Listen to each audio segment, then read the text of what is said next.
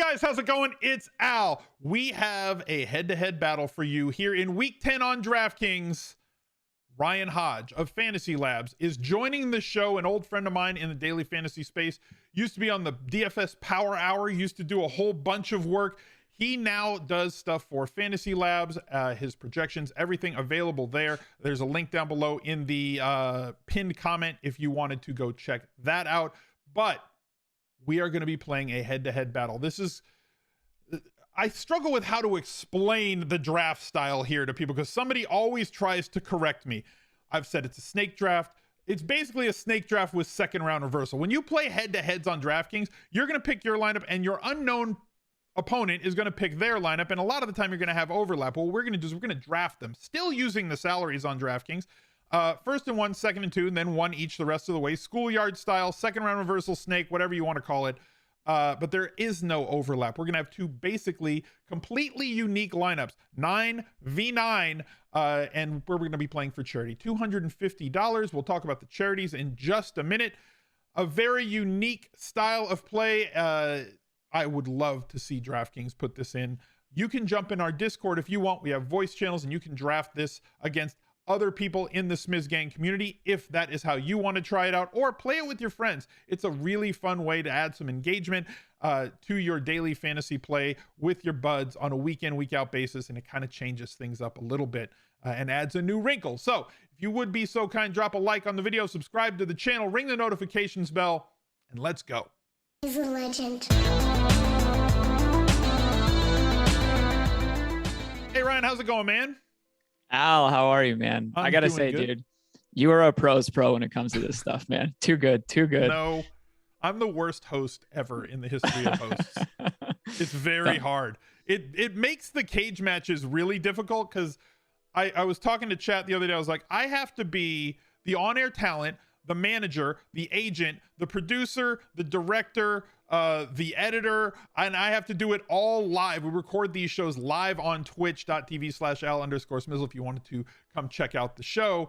And I have to draft a team against you, and all you have to do is beat me. All you have to do is draft a team that beats me. That's it. Yeah, I have to wear 74 hats. You have to wear one. Yep. And you know, you got to remember who I draft, and I guarantee you I'm going to ask you who you draft. So you're keeping track of all these players, and it's just like it's not too easy. Much. Well, yeah, I know, man. Hodge, why don't you tell everybody where they can find your content this football season? Yeah, thanks. You can find all of my stuff on fantasylabs.com. I do a GPP article over there called Concise Conviction, short blurb on players that I think are in really good spots. I do projections, median, floor, ceiling, as well as ownership, and Fantasy Labs YouTube channel. I do a couple different videos too. So everything Fantasy Labs is where you can find me. Fantastic. And you have chosen to play for $250 today, and you chose No Kid Hungry as your charity, which is also the charity that we've been playing for.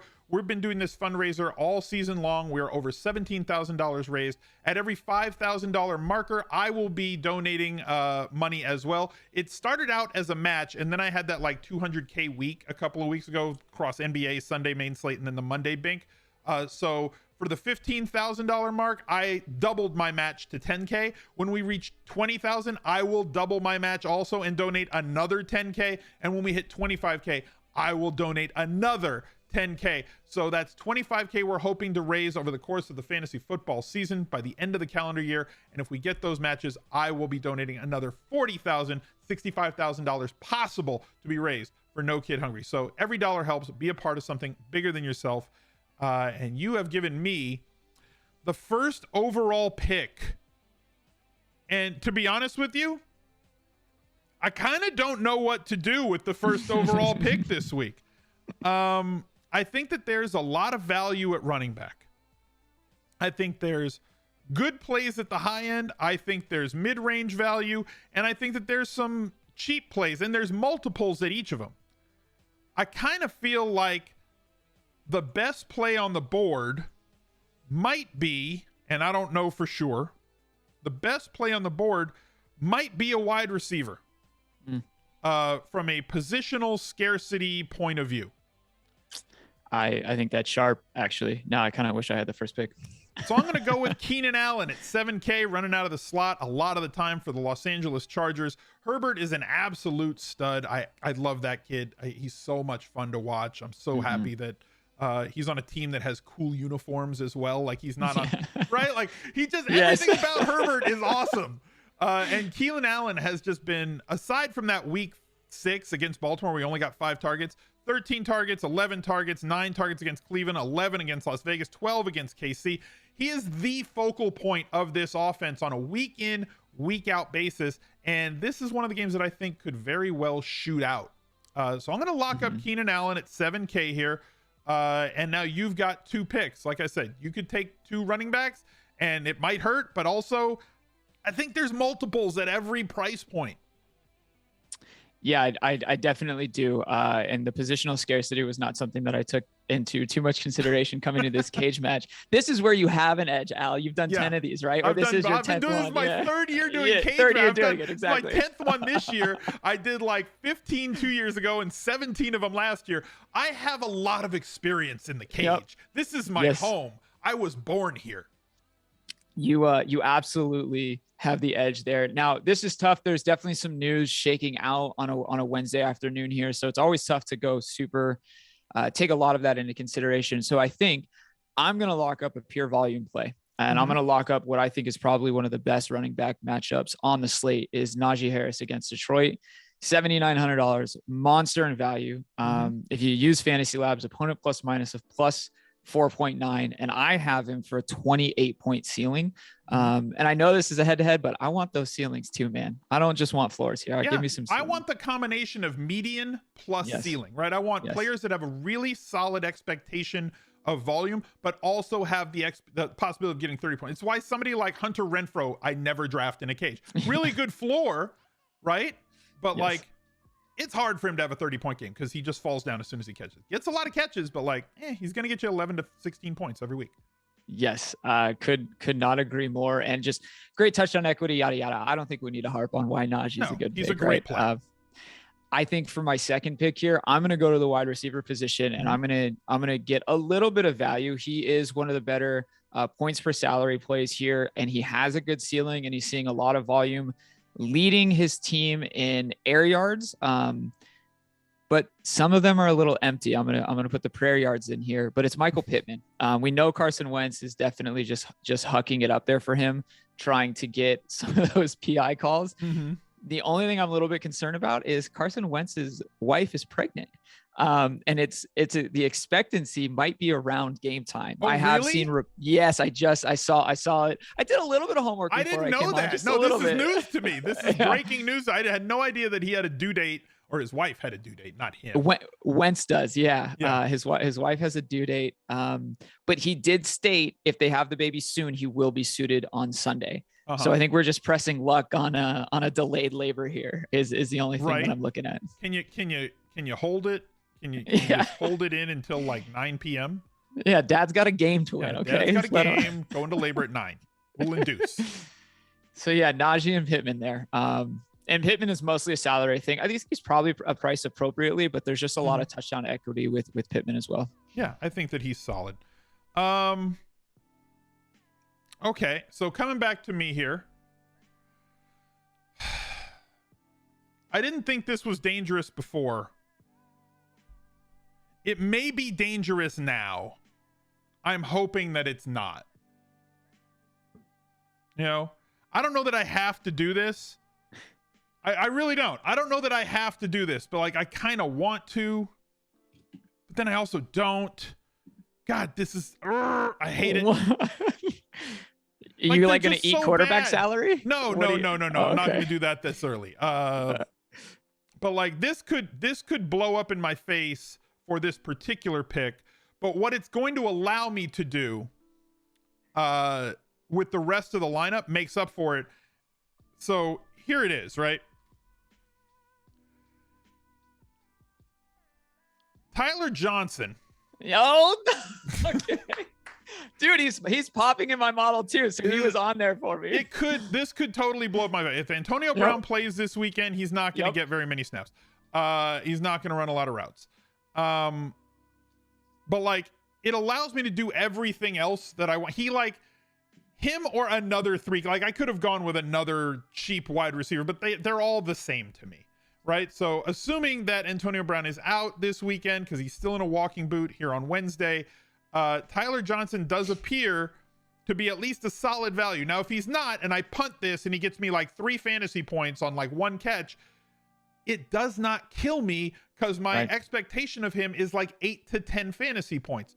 But what he allows me to do is get access to some other guys that I think are going to be very important as I build out the rest of this lineup. So I'm going to go with Tyler Johnson here. I'm going to take a chance to get this where I want to go. So he's going to be my second pick. I like it. I know that chat and the YouTube replies are going to lose their mind as soon as I said that. But like, I'm going with Johnson at this point because if one of Brown or Godwin or Evans misses this game, Johnson steps in. And the other thing that I think is going to prevent Johnson from having long-term value, and I'm hoping it doesn't blow him up in the short term, is that they just signed Perriman to the practice squad. So if he gets called up, that also hurts. Yeah, I think it's important to remember too, Tom Brady targets are far more valuable than 9 out of 10 quarterbacks on this slate. So that's why I genuinely thought you maybe were going to go quarterback and give up some salary right out of the gate. But I like the Tyler Johnson. So for me here, I'm going to, and this is mostly just because this is genuinely really the first time that I'm building for this slate. And I really just like to get rid of some salary, very similar, or I like to keep salary and free up so I can see my average remaining. I'm going to go to the tight end position and I'm going to lock up what I think is a very reasonable tight end this week. And that's Tyler Conklin. Normally I would be going for like a Dan Arnold here or even a Pat Freiermuth, who you might be on as a punt tight end or somebody even cheaper. I'm a little concerned about Dan Arnold's implied team total. And I really prefer the implied team total for Tyler Conklin here at $3,400.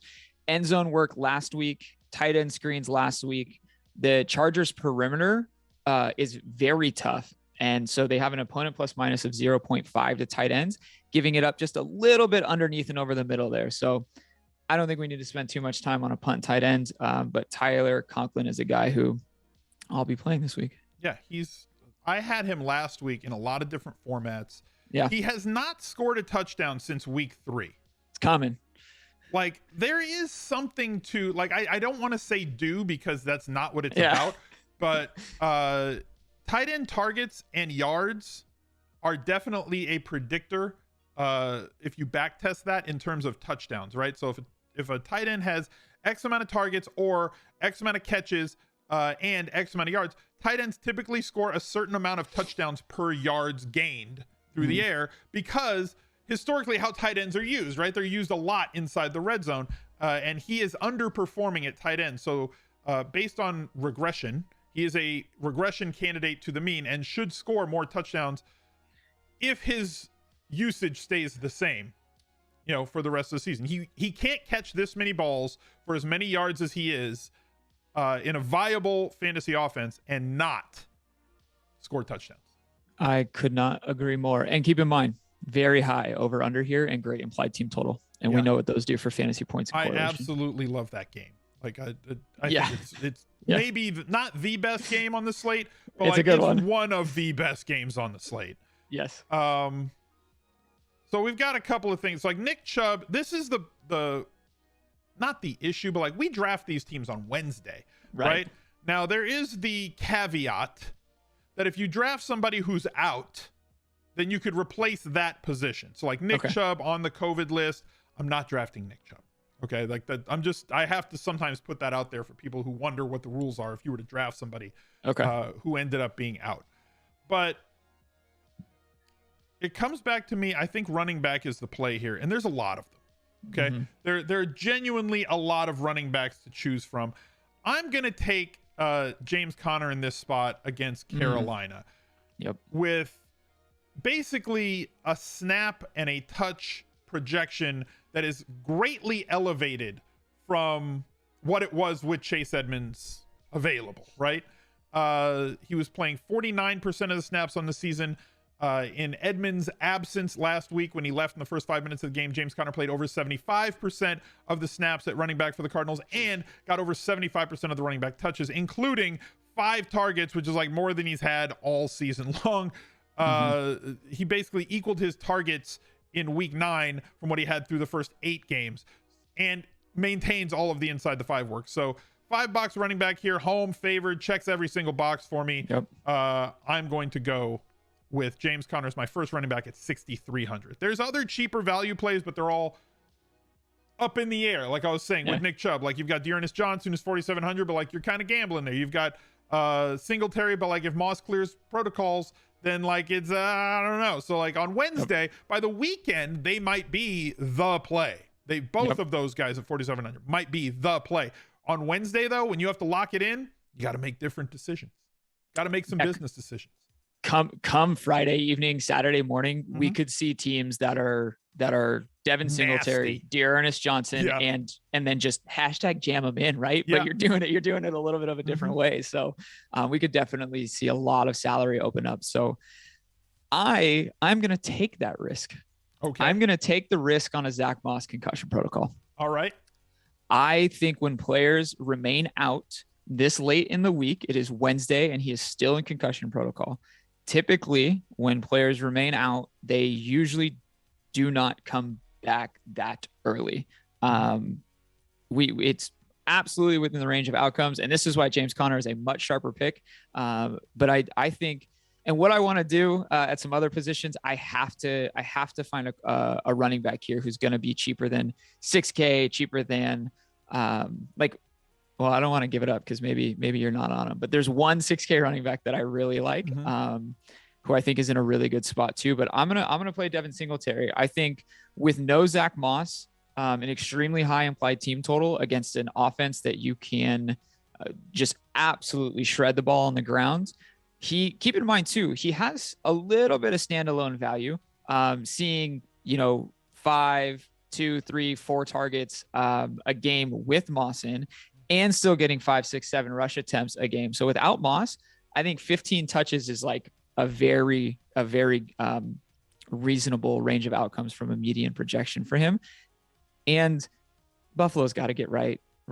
They can't, like, that Jags thing was just that wasn't real, right? Like, I don't know what Buffalo did against the Jags, but against the Jets, I think we're getting right here with this entire team. I mean, if you're going to get right as a running back, it's going to come against the Jets, who have given up 30% more running back points per game on DraftKings than the second most allowed. They've allowed 39.48 running back points on DraftKings to opponents, and the second team has allowed 30. Yeah, it's and then it's real close, like 30, 29 and a half, 29, 28 and a half, 28, 28, 28, 27. It's like the Jets are a whole different level of suck than the rest of the league's bad teams, bad defenses against running backs. So like if Singletary is the only show in town at running back this week, he is a smash play at 4,700. Kudos on taking the leap there. It could work out massively for you, or he could be splitting carries and maybe he gets 40% and still smashes, right? Like Nyheim Hines did against them last week, scored 20 points as on like 30% of the touches. He's my Tyler Johnson. So not nearly as much of a punt, but I think at the running back position does give me some good salary relief. So speaking of Nyheim Hines, I'm going to go with Jonathan Taylor. Yeah. At 8,100 going up against the aforementioned Jacksonville Jaguars. All he does is score touchdowns from 50 yards or more. That's it. He's like the Chris Carter of running backs, but also Randy Moss in a 240-pound body that runs a 4.3. And I know the chat's going, he's nothing like Randy Moss. You know what? You know what the hell I meant? 8,100 here, and I can definitely afford him. Good floor, good ceiling. Now I've got 2 5-box running backs in this spot.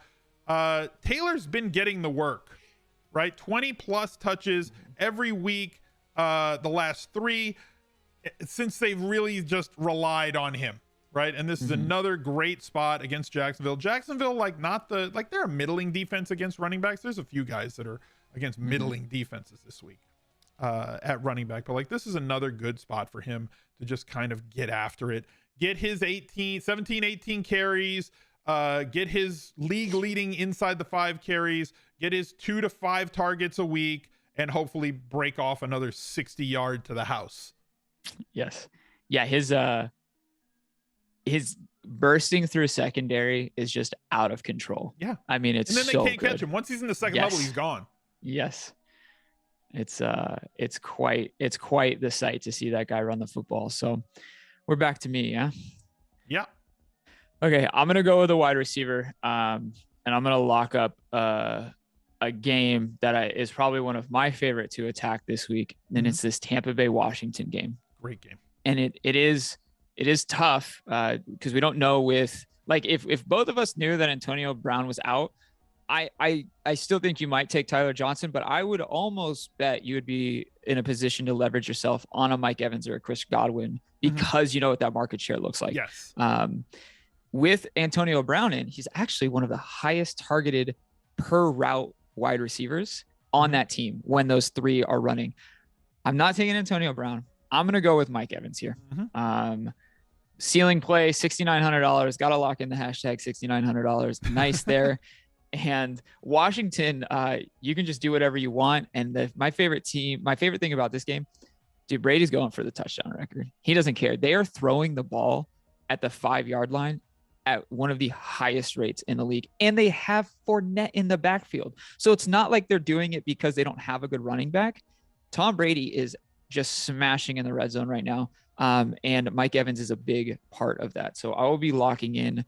This is my pay up at wide receiver. I think. I don't know if I'll go any higher than this. So I think that game log watchers are going to say that he's inconsistent, right? When the reality is, when you dig just a little bit deeper as a game log watcher, you understand that like Darius Slay for Philadelphia has done a fantastic job on the perimeter, and Philadelphia's defense as a whole has done a great job on perimeter receivers this year. And we all know about Mike Evans' historical issues for his entire career when being across from Lattimore. So like, oh, well, look, he bounces 32-4, 31-12. I guess people are gonna say, well, he's due for a 30-point game. You know, if we're looking at, you know, in odd weeks, he goes off, and in even weeks, you know, whatever. But I guess it's an even week, so that doesn't make any sense. In even games, he doesn't. Yeah, even games, yeah. Right? So this is just a spot where I don't think he's going to be facing a defense in Washington. What has Washington given up? The second most points to opposing wide receivers on Draftkings on the season. So I love Mike Evans. The easiest path to money, I know this isn't a tournament, but like, you know how you make money in mass multi-entry tournaments this year? Like the easy. I know you don't do mass multi-entry. Like you're a small field. Yeah. You double stack Tampa and you double stack the Rams, and then you just wait until the end of the day. And oh look, they both had 4 or 5 touchdowns, and I've caught 3 or 4 of them, and I'm now way up in the money. Yeah, look, even in small field, onslaughting with quarterbacks who pass a lot versus running, I think is still sharp. Brady, Evans, Godwin, just do it. And then go from there. Highest team total, great over under. I know this is supposed to be much more of an optimal lineup, which is debatable because we have to go back and forth. Yeah, exactly. Trying to deliver a pain here. So I'm hoping for that 100-yard bonus and 2 touchdown game to drop one. And then your Tyler Johnson puts up 2, and it's just like a massive 1v1 there in those 2 guys. Yes.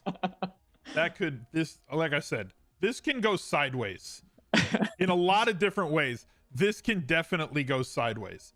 Okay, all right, here's what I'm going to do. First, I'm going to go over to my team. I think I need to find a wide receiver that's kind of in the mid-range in this spot. And I think I've got one. I talked about him. I think this kid is so good. But like, I talked about him on First Look. I know that Philly is really good against perimeter wide receivers, and as a result, there's that big red number next to his name because on the outside they do phenomenally well. But Jerry Jeudy plays on the inside and is getting a ton of looks. Now, he missed a bunch of weeks, and you know there's the Philly defense.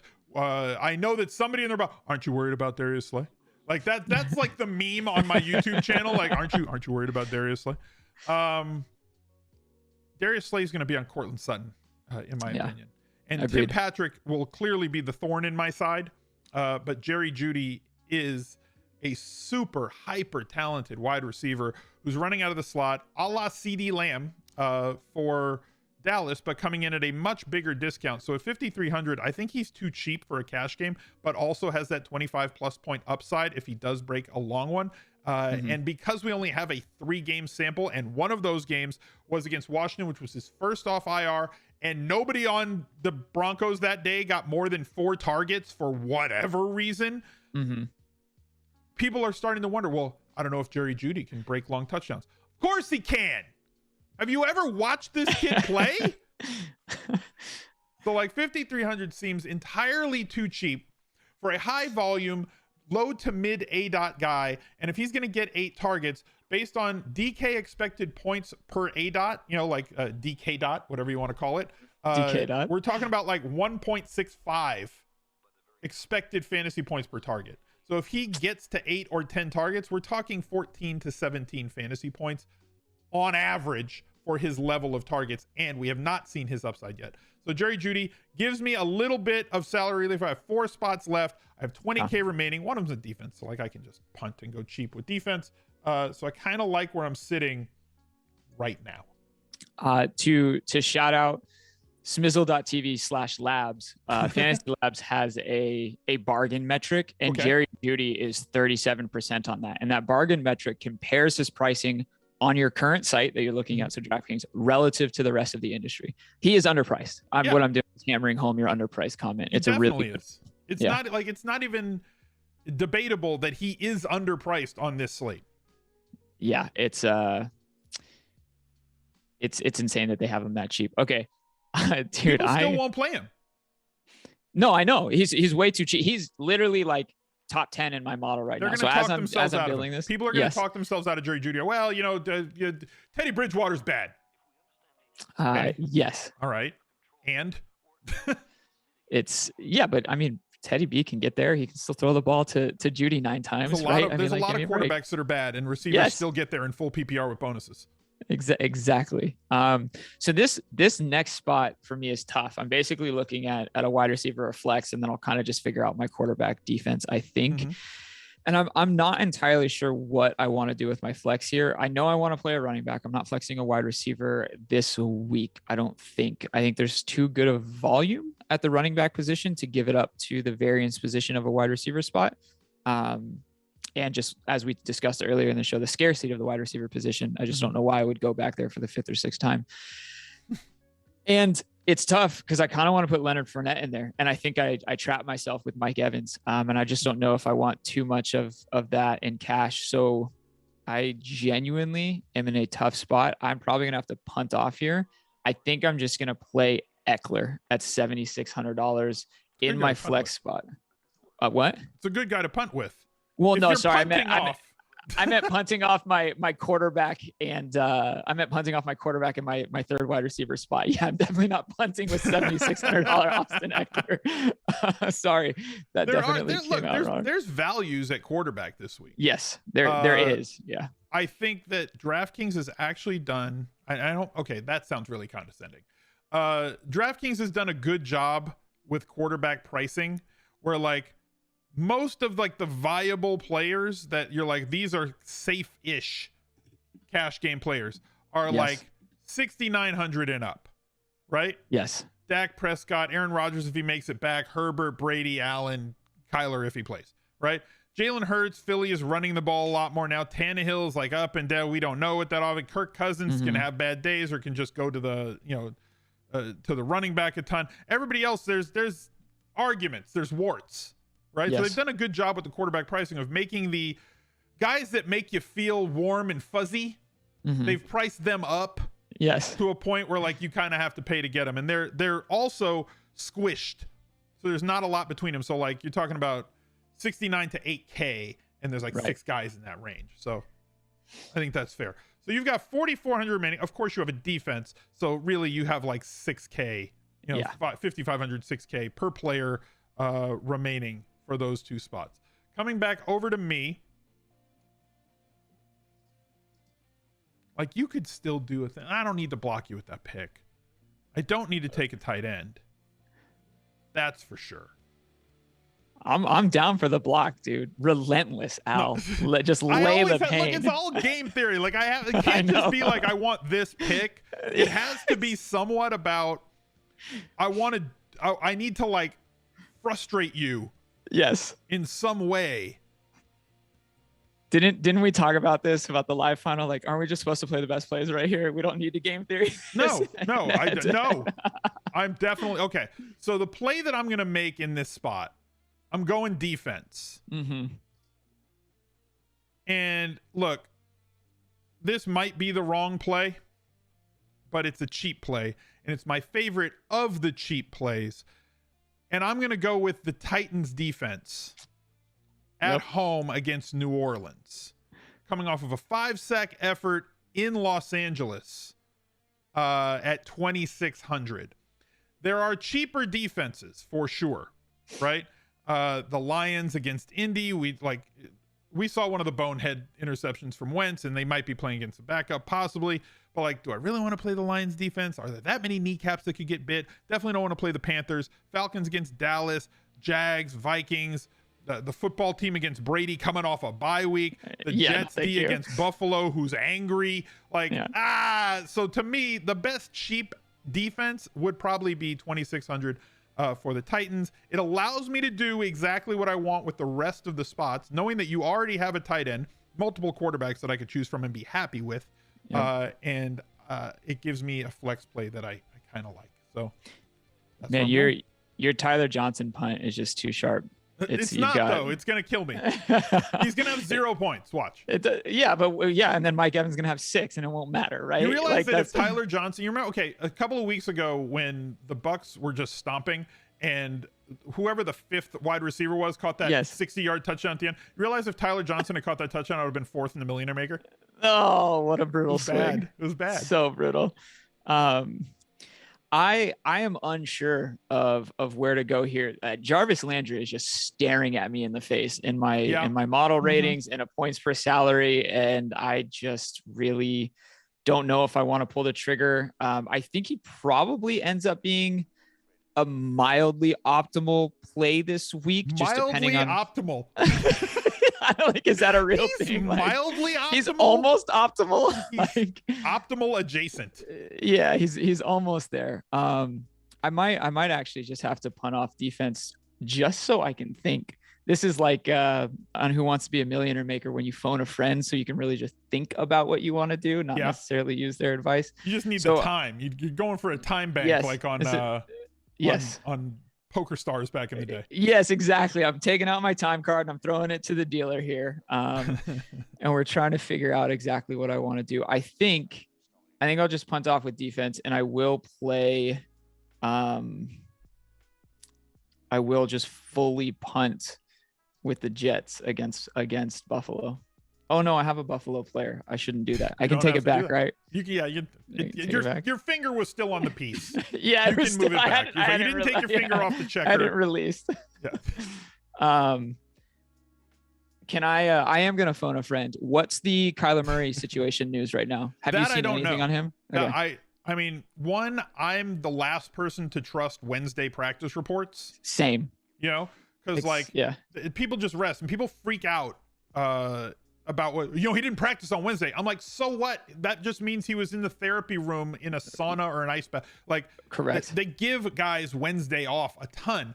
Thursday kind of perks my ears up a little bit, and like Friday is the real deal. If you don't practice Friday, you're probably not playing. The latest is that Cliffy will not commit to him being available for Sunday's game against the Panthers. So basically, we don't know. I'm gonna play Panthers. You don't know if that's game theory from Cliffy, right? Right. I'm gonna play the Panthers. Sure. I typically don't like to play defenses against running quarterbacks. I typically want to play defenses against quarterbacks who are going to have 45 attempts, not 23. So this is not a good play, but it is a cheap play in a situation where I'm going to try and leverage it not being Kyler Murray. And so a lower, slower game here, maybe generating a sack or two. The Panthers have been fine on defense. They've actually been tough against some of the opposing teams from a fantasy points allowed perspective too. So maybe I get lucky to coin flip with the defense. We'll see how it goes. So like they have not allowed a lot of passing yards, but also they got curb stomped last week. So like yes, they gave up 122 passing yards the week before that, 131 passing yards the week before that, 199 against Philadelphia, 182 in week 5. The dark spot, I guess, was Minnesota, where they in the last 5 games they gave up 373. So like this defense may not be bad against the pass, and if Colt McCoy is the one dropping back, right, there might be something to be had there from a cheap defense. And defense is so highly variant anyway that like vomiting on a defense, right? Yeah. From a viewer perspective, like if last week I was like, I'm taking the Jags defense, people are like, oh my God, he's playing the Bills. Are you nuts? Right. Like, defense is really highly variant. Correct. And I'll just lock up 5 points here and move on, right? Like I think that's you're hoping like hopefully it's not a Bengals situation -4. where you get like -2. Yes. Right. That's exactly. That's the nut low. That's the absolute worst. How much? What can I do? I gotta like look at things now. See, this is where being the one-man band hurts me. Yeah, because you have to give analysis on my picks. Yeah, I can't just sit here. Like usually, you want to know the trick? When I do this, when I put it on just Hodge to like do his thing. Yeah, it's because you're working on I'm over here working on my. So yeah, go ahead. I'll set you up here. Talk for a minute. I'm over here. Yeah. Tell me more about Devin Singletary, Ryan. Can you expand on that? All right. So I got a quarterback, a tight end, and a flex. My flex, I mean, I kind of feel like the way that prices are this week, I almost feel like a running back is probably optimal in that spot, right? But with Harris and Eckler gone, it makes it a lot tougher. Yeah, and you're already playing 2 of the best plays too. Like we locked up the hashtag best plays at running back spot. I think other than Singletary, super iffy. I still think there's like 3 running back plays, 4 running back plays above 5,500 that are quite good. There's definitely plays that are cheaper. Like it's a value tsunami week, very possibly. Like we could have 4 running backs that are 5,100 and down. Can I think out loud with you here? Yeah, and go just for try it. and get some insight? Because I'm not going after them. No, not even necessarily cheap. Well, just relative cheap, but I have been staring at Leonard Fournette almost this whole show at $6,100 against Washington. Now I know you have Tyler Johnson, and one of the reasons that I didn't play Leonard Fournette is because of Mike Evans. But I think that there's a drastic difference between $6,900 in salary versus $3,000 in salary and playing 2 players. I am expecting a lot more out of my wide receiver. And if Leonard Fournette soaks up touchdown equity, that does not happen to Mike Evans. That hurts you. I'm toast, right? So that's why I don't play those 2. But I wonder if it's okay in your lineup. They're diametrically opposed because Fournette is so used in the red zone for them, not just on the ground, but like he gets a lot of targets now. And like he doesn't correlate poorly with Brady, but he's not a negative correlation because of how much usage he gets in the passing game this year. Correct. Like the correlation matrix is true, but it incorporates every running back quarterback combination of all time, and like it does not equate. It includes guys like Nick Chubb who do not correlate with the quarterback, but it ignores guys that get 6+ targets a game. But we digress. I'm just going to take a quarterback. Yeah, you're doing what I almost had to do. I'm not clicking it back to you here. But like there's 2 guys that I really, really, really like this week for different reasons. And they're kind of next to each other in price. It's Brady and Herbert. Brady, because he's going to play till he's 75 years old and has 5 games with 4 or more touchdown passes this year. Yes. And then there's also Justin Herbert, who is so phenomenal and in the game that I think has the highest opportunity of shooting out. And if Eckler has a really big game, it's probably not going to be because he carried it 25 times and ran for 2 or 3 touchdowns, he's gonna. It's because he broke the 100-yard bonus catching the ball and had like 9 catches. I think I can get there. Let me just. I need to run a check real quick. Let me see if I can get there by doing this thing really quickly. And I apologize for pausing. No, this you're good. This is tough because I'm in a tough spot here too, trying to figure out. Like I think I really need to punt at quarterback. I only have $5,400 in remaining salary, and I have a wide receiver and a quarterback. So yeah, you're not in the same market for quarterbacks as me, unless you go for like a super punt wide receiver, which you can definitely do. I know that. I think you took the most optimal one. I took the most optimal, but there is, like Yoda said, there is another. Yes. I'm just gonna go. God, this could kill me because like Brady could just have such a massive week this week. I'm gonna go with Herbert and bank on that game kind of shooting out. I have the correlation with Allen. You clearly have Eckler. Hopefully the touchdowns go to him or Big Mike, and I can get away Scott or one of the 17 tight ends that they employ. Between Anderson and is Parham or Parham. I asked him on Twitter. He didn't answer me as to the correct pronunciation of his last name. And obviously the chef, Jared Cook. But I'm going to lock up Herbert here because, again, he's so cool and he looks really good in powder blue. And Minnesota loves getting involved in shootouts. So LFG. I think that's a wonderful play. I really do. There on my first look video and my my video with Joe Holka, shout out Joe Holka. We talked about literally 2 quarterbacks that we want to play this week, and it's Herbert and Tom Brady. Yeah, that's what I'm saying. Like, and I'm so stuck because like I could have paid less at wide receiver and then just gotten Brady and then somebody else, but like I can't get that. I don't think I can get that guy now that I want unless I just fully punt off tight end.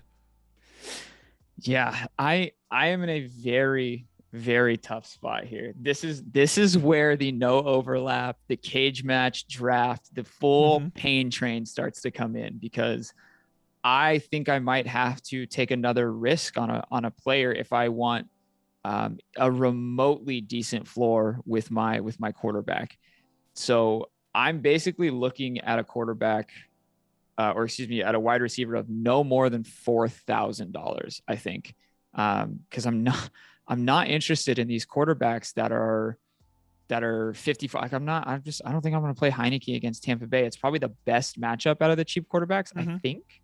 And I just it seems gross. They're man. all dangerous. Yeah, they're good tournament plays. Yes, right. They could have 5 or they could have 25, but when you're building a lineup, I don't have to be faster than the bear, Haji. I just got to be faster than you. Yes. I don't need to score 250 points. I just need to have 1 more point than you.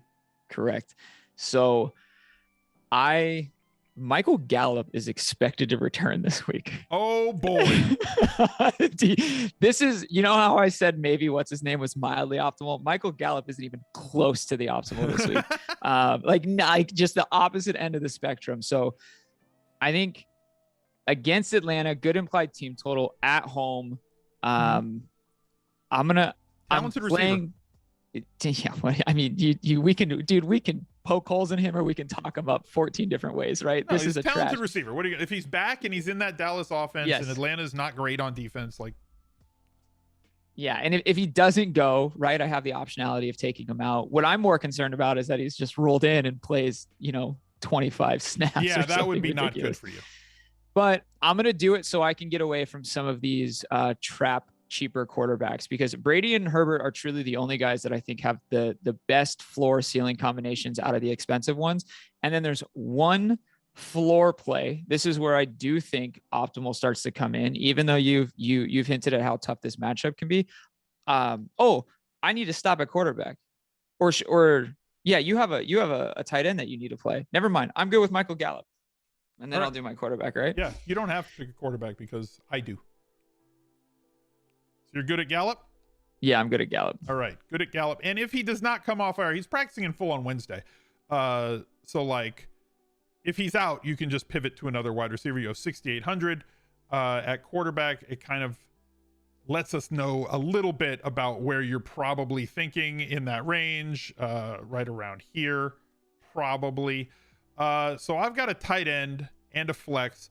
I'll take my 2 picks here, and then I'll kick it back to you because you just have a tight end, right? Yeah, you just have a tight end. So no, I just have a quarterback. Yeah, you just have a quarterback. Sorry, I have a tight end and a flex. Yeah. So I'll take my last 2, and then I'll kick it back to you. So like, I'm gonna go with Dan Arnold, right, against Indy. It's merely chasing volume. That's it, right? That's all we're doing here with this pick. Yeah. It's like, look, he gives me a value play. I don't think he's as good a play as Conklin. I think Conklin's the better play. Cook is going to pop in whatever optimals you're using because history and this and that, but like they throw the ball to Parham, they throw the ball to Anderson. It's like, if it was 1 tight end, great, but it's 3. And he's like, those 3 tight ends are well behind Keenan Allen, Mike Williams, and Eckler in terms of the pecking order. So now you're getting 4th scraps and split between 3 guys. So Dan Arnold at 3,500, less optimal for 100 more, but like totally fine in terms of like just punting off for a high volume tight end. Leaves me with 6,600 for a flex play. Could go with Mike Williams here and go for the double. I think that would be more of a tournament play. You took Pittman, great play there. DJ Moore not playing well because of all the systems that are going on around him. Leonard Fournette, I could have paid up a little bit more to get to, at tight end and then gone down to Fournette. But like, I want floor with upside, and that's CPAT. Yes. That's what I was going to say, man. I think that play is perfect. Yes. He's 60. If I had 6,800, if I'd paid down a little bit of defense, I would have gone for Swift. CPAT's the guy. Consistent usage in the passing game. Very good deployment inside the 10-yard line. When they get in a position to score, they're looking Cordero Patterson's way. And so I've got a good floor of usage, especially locked in with Ridley having his off the field troubles, opening up a lot and vacating a lot of targets and routes, especially inside the red zone, which was already solidified for CPAT. And he was already gotten around week 5, had gotten that merit-based promotion to more playing time. This is not the same player he was the first 3-4 weeks of the year, playing under 40% of snaps. He's now a 60 to 75% of the snap guy and a big heavy role inside the red zone. A lot of usage in the passing game. My lineup's going to end up Herbert, Connor, Taylor, Keenan Allen, Tyler Johnson is a punt, Jerry, Jeudy, Arnold, and Patterson. As we always like to do in this channel, I target targets, and I target those inside the 5 carries with Taylor. Not really going to be a targets guy. But coming back to you for your quarterback, it's one of 2 guys. So which one are you picking? Jalen Hurts. All right. So I'm plugging in Hurts there. Look, I think I'm willing to throw out the Detroit game log surfers where he only had like 11 points. They had like 3 defensive touchdowns, so it just didn't get there. They ran they ran like 74 touchdowns that week. They literally on the ground, did. And he had none of them. Don't fact check that number, but it was roughly 74. Yeah, which I do think is actually a little bit of a concern with Howard getting so many goal line touches.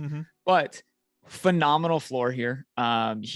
A tough matchup against Vegas, a tough matchup against Dallas, a tough matchup against Carolina's been pretty tough. And he's still 20 points plus in all of those and a great ceiling. And I think when we're cage matching here, this is just to make up for a Gallup Galaxy brain pick. I'm going to lock in a floor of Jalen Hurts. Look, he's going to run it. I don't want to be the guy who goes through and calls back like tweets that I made before the season when people were like MFing me up and down, saying like, this is what Jalen Hurts did per game last year. Like, I don't think he runs it more than like 5 times a game. It's like, he's definitely going to run it more than 5 times a game. Have you watched him? Like, he's not going to drop back 3, 5, 7 step drops and just fling it. He has to run. So quarterbacks that run it a lot with his skill set that he has with his legs bring together a ridiculous 5 to 9 point floor on a game-to-game basis before they even throw one pass. So like, as good as I think Devonta Smith is, I think Goddard is very serviceable. If they do throw the ball when they get inside or he runs one in, great floor play at quarterback every single week with Jalen Hurts. So Hurts, Harris, Singletary, Pittman, Evans, Gallup, Conklin, Eckler, and the Panthers D. 2 good lineups going up against each other. Who do you think is going to win? Let me know down in the replies. Drop a like, subscribe to the channel, ring the bell. Look out for another video right there. He's a legend.